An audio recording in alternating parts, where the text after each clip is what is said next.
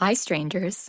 Before we get into today's story, I wanted to announce that we are now on Patreon. And when you join, you will get exclusive content like post-episode discussion videos, mini episodes on current events within the true crime world, and even some merch.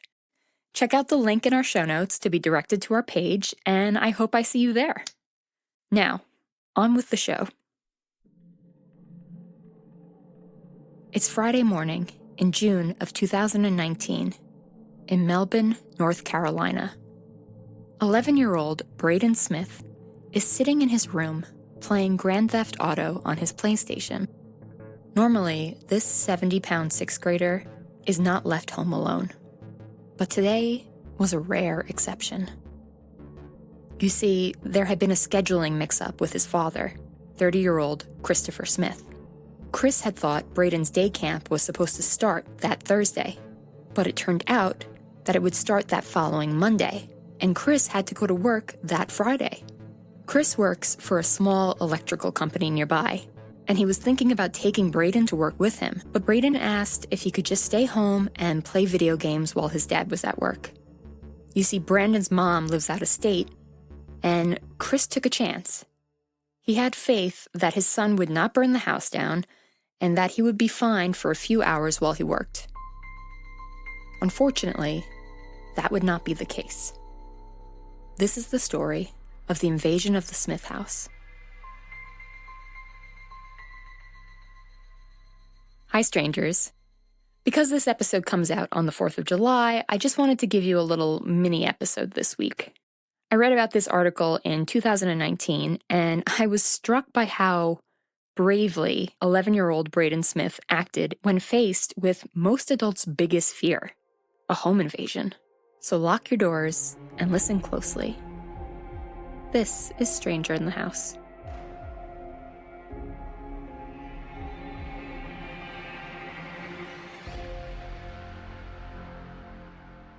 Around 11 a.m., Braden hears a car pull up to his house, but he knows it's too early for his father to be home. He peeks through the window and watches as 3 people he doesn't know, 2 men and a woman, exit a champagne-colored car. He uses his cell phone to call his mother and tell her that there is an unfamiliar car in the driveway. That's when the woman comes up to his front door and starts knocking, while the 2 men stay by the car. Braden asks his mother to call the police before hanging up. He can sense something is wrong. He hides behind his bedroom door as he hears the woman outside say, "No one's home." And the next thing Braden hears is one of the windows being smashed in. Braden's heart is racing as he hears the intruders enter his small home. He knows that they were bound to find him, so he looks around his room for anything that will help him. Past his bunk bed, baseball trophies, and Pokemon cards was the wall where he hung up all his camping tools, including an axe and a machete. While most kids probably don't have a machete resting next to their Pikachu card in their bedroom, Braden and his dad went camping a lot. Braden had actually bought the machete and an axe himself with a gift card that he had saved so that he could cut down trees and branches for campfires. Hearing an intruder moving in his home, he grabs the machete, which was closest, and watches through the crack in his door as a young man walks through his house. The man grabs his dad's pellet rifle, which was left out, which Braden knows is not loaded. The man pokes the rifle into Braden's room, and that's when he spots Braden and tells him to drop the machete, sit on the ground, and get in the closet. Braden obeys, but not for long. Maybe it was because Braden knew that the rifle wasn't loaded, or because through his closet, he had watched the man leave the machete on the floor in order to grab his cell phone. Braden takes a chance and creeps out of the closet. He makes his way to the man who has his back turned, and the 11-year-old picks up the discarded machete. The phone slips from the man's hand and clatters to the floor, and as he reaches down to pick it up, Braden swings the machete at the back of the man's neck. The man falls to the floor and quickly starts kicking Braden, and is able to push Braden down to the ground.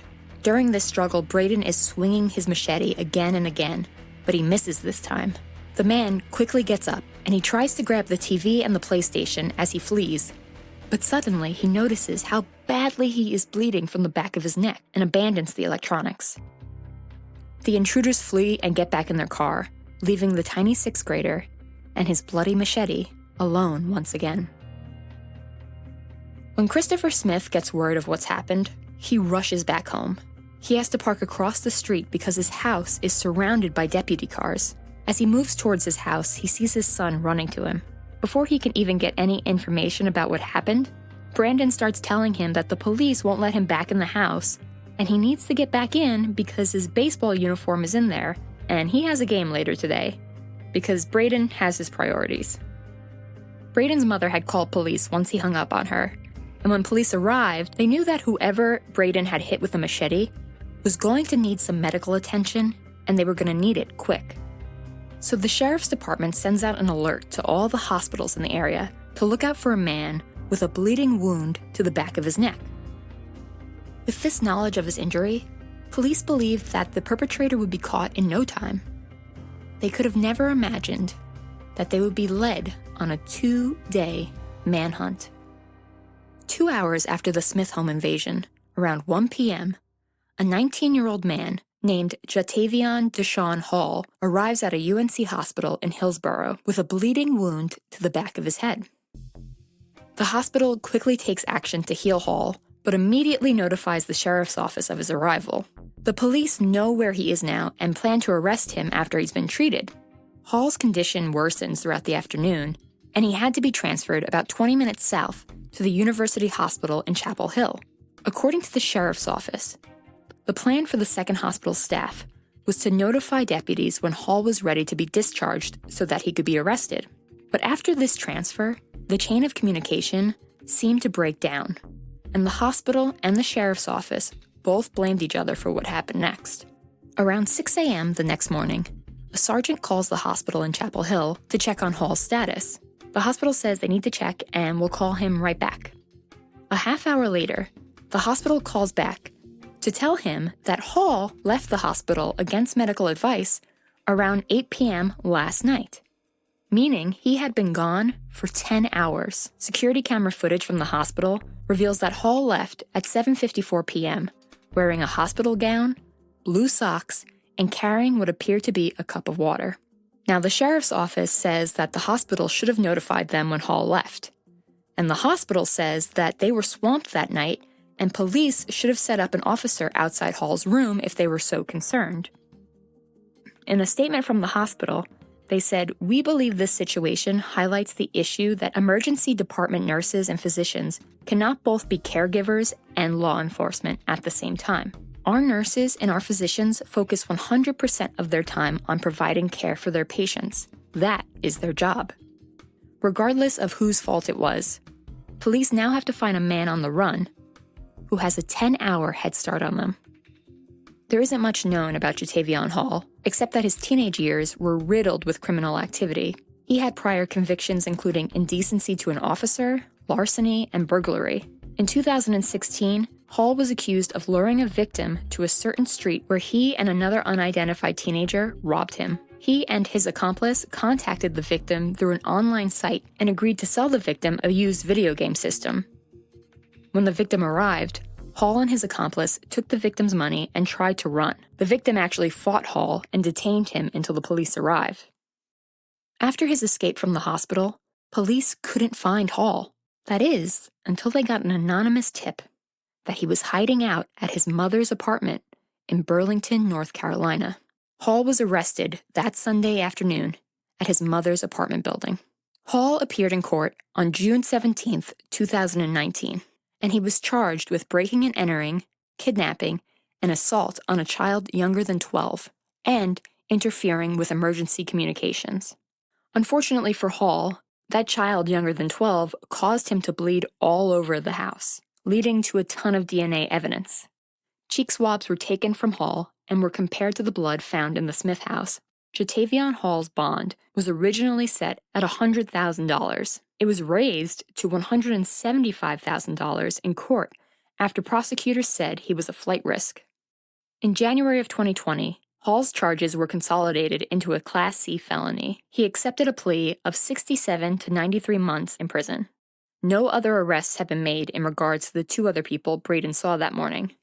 Braden's dad, Chris, slept on the couch with a baseball bat for several days after the invasion. They were worried for a while that Hall or one of his accomplices would come back. Braden told ABC News that he'd feel safer knowing that the other 2 suspects are caught, but he said he'd be ready to protect himself if they ever tried it again. Stay safe, strangers, and thanks for listening.